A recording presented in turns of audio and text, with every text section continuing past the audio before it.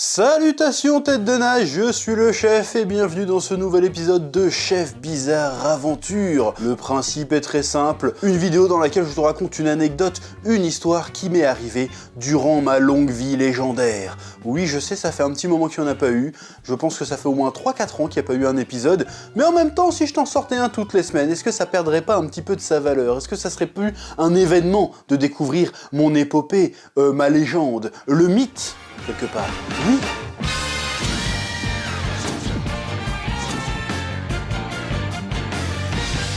Bref, aujourd'hui je vais vous raconter l'histoire de l'un de mes tout premiers placements produits, qu'on appelle aussi dans le jargon du milieu professionnel une OPSP. Bon, aujourd'hui, les placements produits, les OPSP dans les vidéos YouTube, c'est très courant. Il n'y a pas une vidéo qui sort où il n'y a pas un petit sponsor qui traîne. D'ailleurs, c'est sûrement le cas de cette vidéo aussi, d'ailleurs. Hop. Non, en fait, j'en sais rien. Au moment où je la tourne, j'ai pas encore d'OP de prévu, mais si jamais il y en a une, la transition est incroyable. Oui. Mais il y a encore quelques années, c'était pas du tout aussi répandu qu'aujourd'hui. C'était même un petit peu tabou, un petit peu balbutiant. C'était un territoire vierge à explorer pour les vidéastes du web. En tout cas, ça l'était pour mon frère et moi. Qui à l'époque, on débutait à peine en fait. Ça faisait quoi, 2-3 ans qu'on opérait sur internet. On faisait notre petite bout de chemin tranquille, sans faire chier personne. Oui. Oui, donc, l'histoire du jour se passe dans les alentours de 2016, et comme je le disais, ça faisait quoi, 2-3 ans que nous sévissions sur YouTube avec mon frère, où nous propageons la passion dans les foyers français, avec régularité, rigueur et bonne humeur. Et on commençait un petit peu à gagner un petit peu notre vie avec ça, mais bon, rien de bien folichon non plus.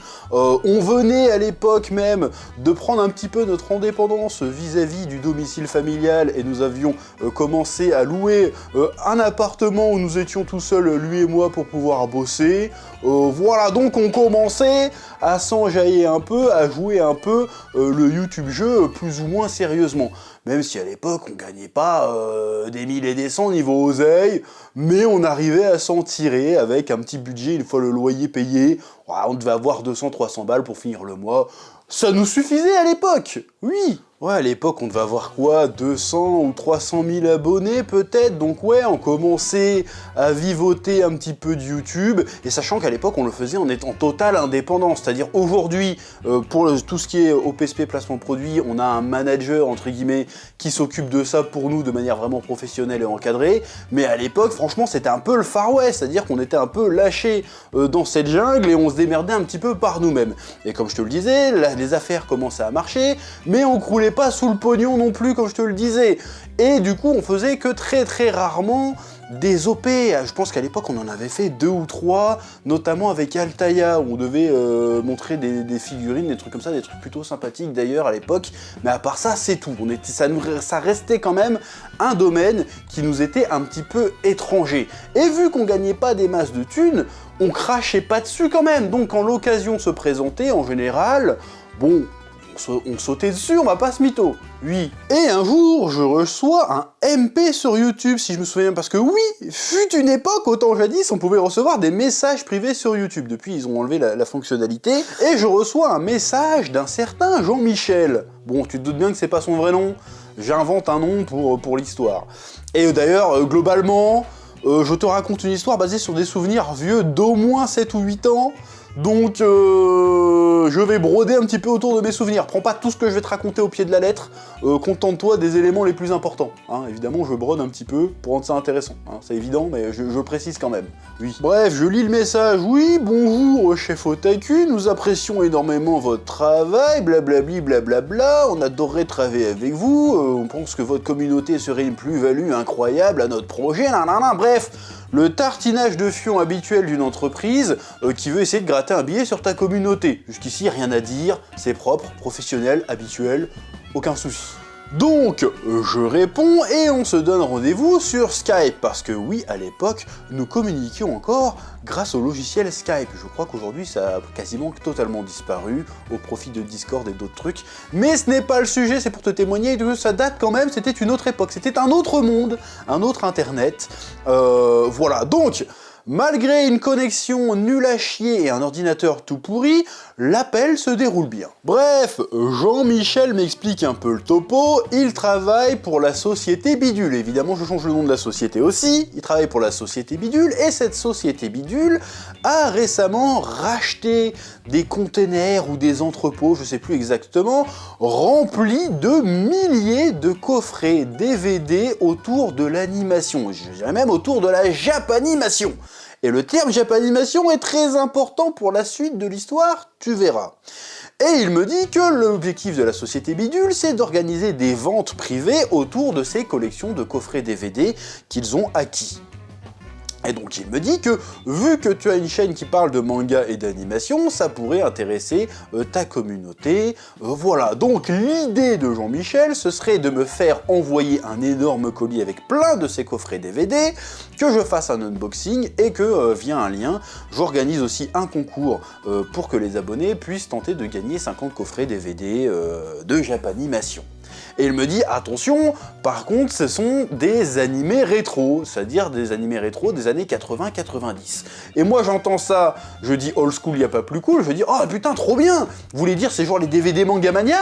Pour ceux qui se souviennent de Mangamania, à l'époque, c'était une dinguerie. Et il me fait, ouais, exactement, c'est tout à fait ça. Donc du coup, t'es chaud ou t'es pas chaud? Bon, moi, je dis, putain, bah ouais, je suis chaud, vas-y, allons-y, quoi, allons-y. Et d'ailleurs, le gars étant jaillé aussi, il me fait « Ouais, en plus, si ça marche bien, après, on pourra travailler ensemble sur le long terme, genre venir te faire visiter les entrepôts et tout, ça pourrait être cool, quoi. » Moi, je lui dis « Vas-y, je suis chaud. » Donc, l'appel se termine et moi, je suis chaud de fou, parce que je me dis « Putain, Mangamania, c'était incroyable. Je m'attends à pouvoir me remater du Patlabor, du Gun, du Cobra, du Ninja Scroll, ce genre de trucs, tu vois. Donc, je suis chaud de fou. En plus, je me dis, putain, c'est tout bénef, je vais avoir les coffrets DVD, je vais pouvoir les mater, et puis en plus, je vais pouvoir faire des vidéos dessus, en fait, du coup. Puisque je vais me remater des vieux animés, des vieux OAV, des vieilles séries. Je vais pouvoir faire des vidéos dessus, c'est tout bénef, et en plus, au passage, je vais prendre un petit billet. D'ailleurs, parlons-en de ce billet, le gars me dit directement, de but en blanc, écoute, pour cette opération, on te propose de te rémunérer 300 €.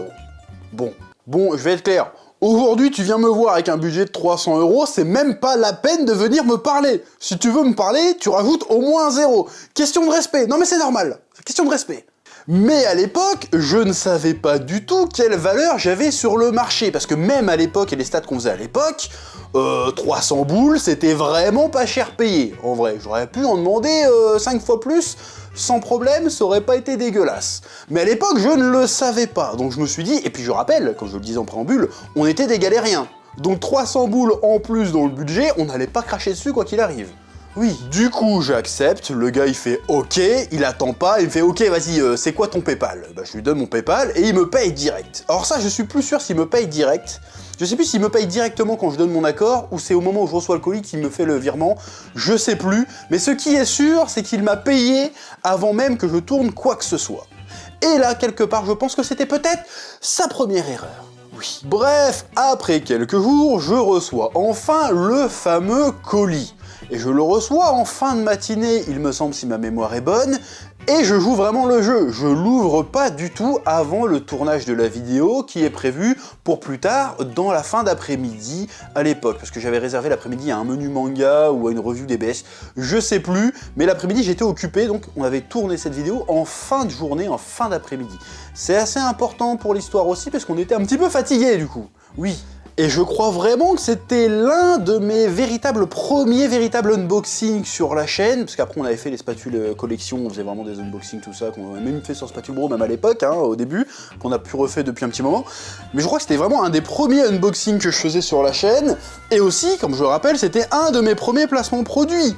C'est-à-dire qu'à l'époque, j'arrivais, je ne connaissais pas les us et coutumes du milieu, la façon de procéder de manière professionnelle. Je le précise parce que c'est important dans le contexte de l'histoire. Parce que vu ce qui s'est passé après, je vais rapidement passer pour un fils de pute. Mais il faut que vous sachiez que tout ce qui a été fait, l'a été fait en toute bonne foi et en toute naïveté et en ignorance des us et coutumes qui se pratiquent dans ce genre de cas. Que je te dis encore une fois, c'était à une époque, YouTube et les placements produits, c'était un petit peu le Far West à l'époque. Donc, tout ce que je vais te raconter, je vais passer pour un bâtard, mais sache que c'était vraiment en toute bonne foi, et que c'est même parce que c'était en toute bonne foi que ça a conduit à ce que ça a conduit. en réalité. Donc ce qu'on peut me reprocher en fait dans cette histoire, c'est d'avoir été trop honnête. En fait. Et puis je rappelle que la première erreur a quand même été faite par Jean-Michel, qui m'a payé avant de regarder la vidéo. Je le rappelle encore une fois, hein, c'est très important. Donc vient le moment du tournage, et comme je l'ai dit, dans la journée on avait tourné un menu manga ou une revue DBS, et dans tous les cas on était un petit peu fatigué, un petit peu saoulé de la journée.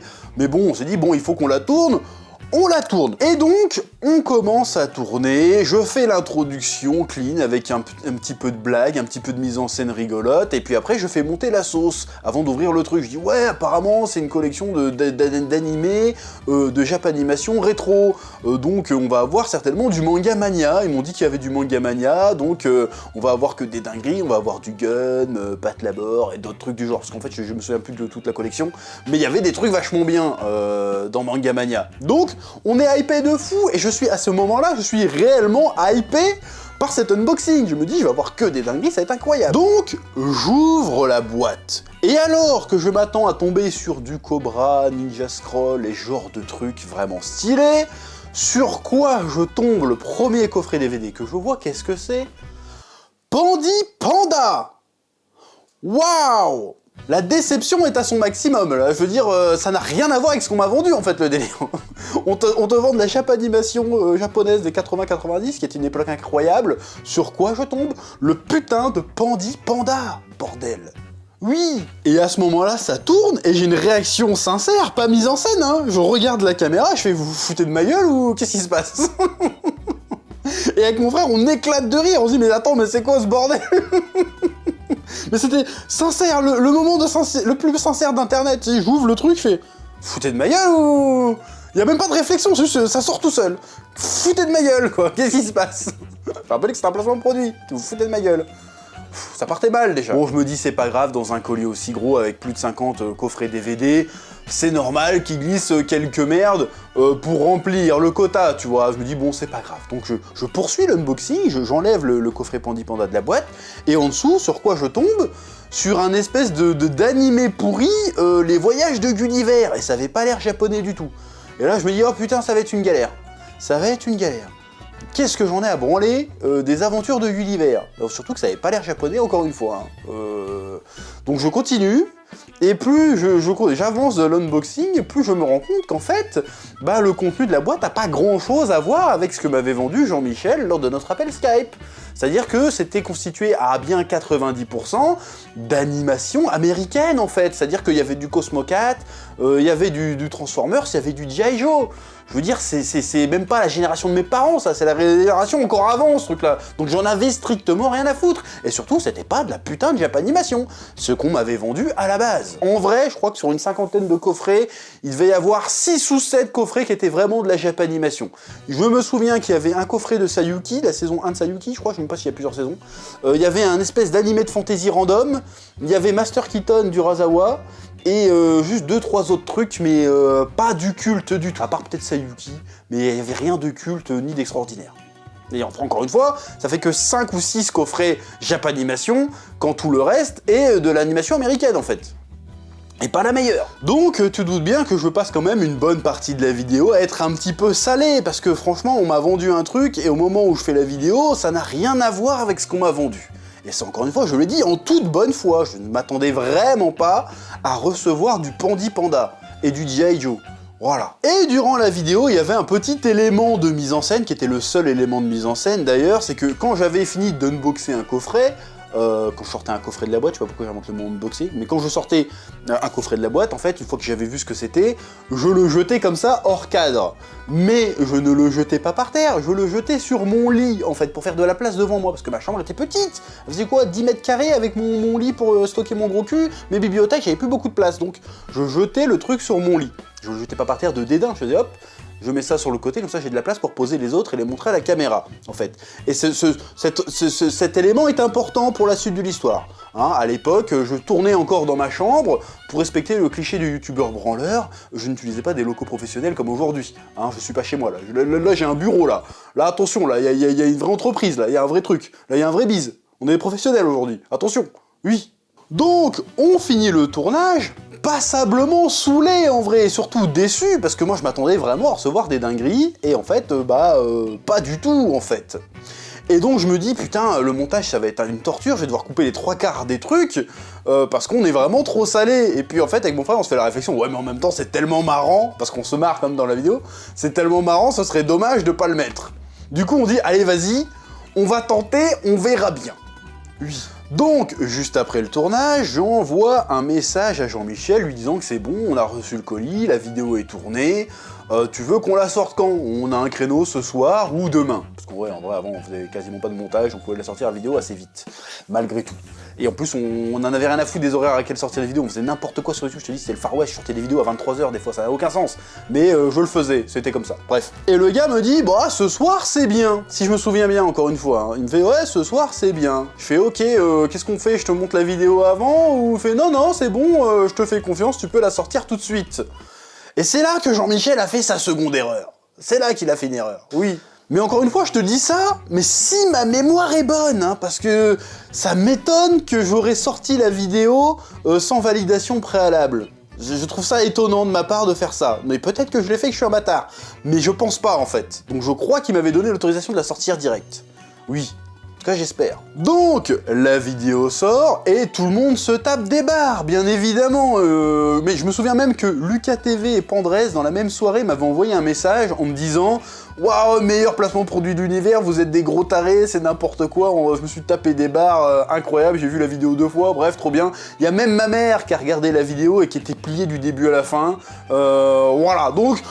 Pour nous, on avait fait une masterclass, les gens étaient contents, les retours étaient très positifs, les stats étaient pas dégueux pour un unboxing de 30 minutes, donc on se dit, bon, une opération bien menée, ça sort de ma tête, je passe à autre chose, poursuivons notre épopée. Voilà, c'était comme ça que ça s'était dans ma tête. Donc tout s'était bien passé, hop hop hop, affaire réglée. Et je crois un jour, 2 ou 3 peut-être après, je reçois un message inopiné de Jean-Michel qui me dit « Bonjour chef, est-ce que tu veux bien supprimer la vidéo s'il te plaît ?» Bon, je savais très bien pourquoi, mais j'ai fait genre, je savais pas, je comprenais pas, je fais « Ah bon, pourquoi il y a un problème ?» Voilà, oui là j'étais une merde sur ce coup-là, je l'avoue, mais j'ai fait genre « Oh, pourquoi il y a un problème ?» Donc, dans la foulée, on se fait un call. Et Jean-Michel commence comme ça, genre, oh, bah déjà, moi, la vidéo, il me dit, ah, je l'ai trouvé très bien, la vidéo, franchement, j'ai bien rigolé, et franchement, je suis vraiment désolé pour les animés que t'as reçus, parce qu'à la base, je leur avais dit de te mettre du lourd, et apparemment, ils t'ont mis que des conneries, et franchement, pour ça, je suis désolé. Mais c'est pas tellement ça le problème c'est que la vidéo a été vue en haut lieu dans la boîte bidule, et elle n'a pas plu du tout. Et il me sort, ouais, il y a même le président, ou je sais plus qui, ça l'a fait pleurer. Donc ma vidéo a fait pleurer quelqu'un. Bon là, je me retiens de rire, parce qu'en vrai c'est ridicule, tu vois. Et je fais, ah bah, je m'excuse platement, parce que tu veux que je fasse quoi d'autre? Je fais, ah bah franchement, je suis désolé, je pensais pas à mal, et en vrai c'est vrai, je pensais pas à mal, j'ai juste une réaction sincère en découvrant l'unboxing, parce qu'en vrai c'est ce qu'il m'avait demandé, de faire un unboxing sincère en voyant le truc. Donc je n'ai pas faké mon enthousiasme, j'ai dit, ah, je suis un peu déçu, voilà, je l'ai dit. Oui. Je propose même, bah si vous voulez que vous n'êtes pas satisfait de la vidéo, bah je la supprime et je vous renvoie l'argent et il n'y a pas de problème.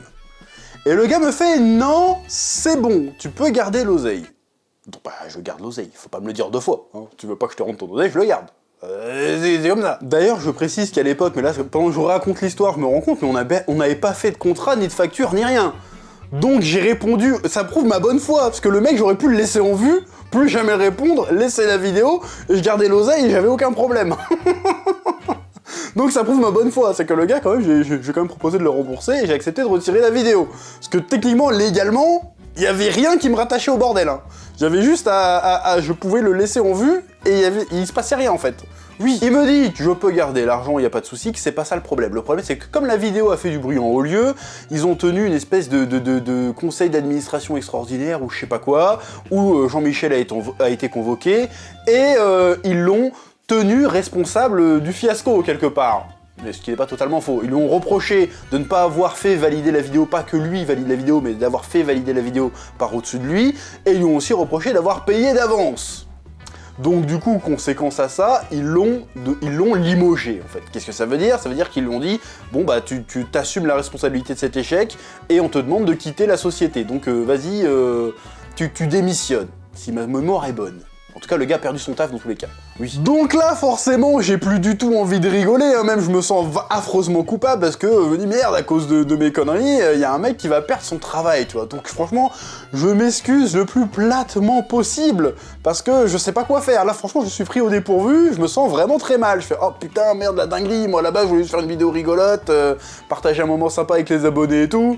Et là, résultat, il y a un mec qui va perdre son taf, putain, ça craint, quoi. Donc je m'excuse le plus platement que je peux, en vrai, parce que je vois pas qu'est-ce que je peux faire d'autre, en fait. Oui. Et il continue à m'expliquer qu'en fait, le truc qui les a plus trigger en haut lieu, la direction de la boîte bidule, là, c'est pas tellement que je me plaigne d'avoir reçu Pandi Panda, c'est le fait qu'après chaque DVD sorti, je le jette hors cadre. Ça fait genre vraiment, je dédaigne le produit. Bon, c'est vrai que je dédaignais le produit, je faisais genre, ah, tu vois, voilà, mais...